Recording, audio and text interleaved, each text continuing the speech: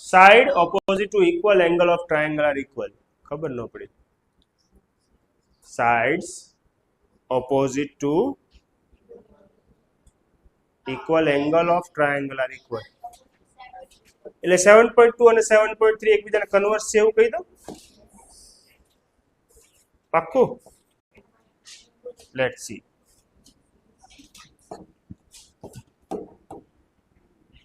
લોચા નહીં મળતા.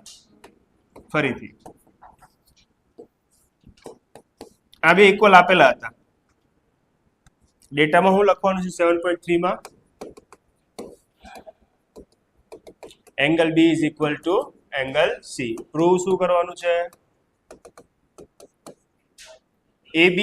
એબી અને એસી ની ડિસ્કશન છે. બી ની સામે અને સી ની સામે સરખા હોય.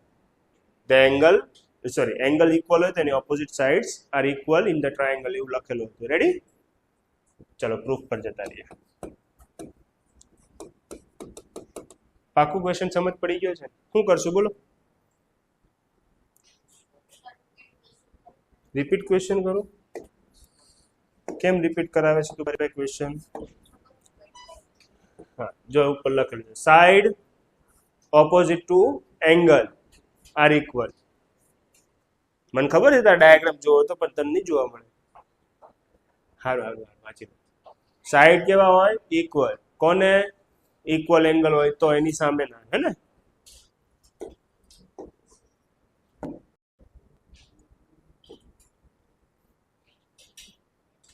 હું કહે છે बेटा? હું કહે છે? खबर नहीं. तू कुछ बोलना चाहता है? ठीक है. पक्का ना? ठीक. કન્સ્ટ્રક્શન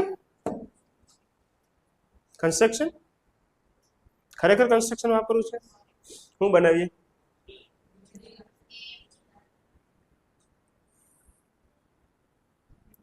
કેવી બનાવેલી છે? પરપેન્ડિક્યુલર બનાવું છું. મીડિયન હોય કેમ ખબર પડે?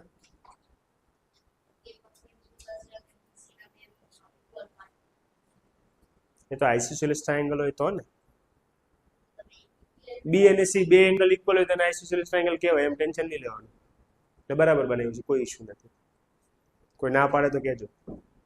ઓકે, કેટલી વસ્તુ વાપરી શકો? એક્ઝિયોમ વાપરી શકાય. એક્ઝિયોમ શું હતી? એસ એએસ અને બીજું એએસ એ 7.2. આ બે વાપરી શકો. રેડી?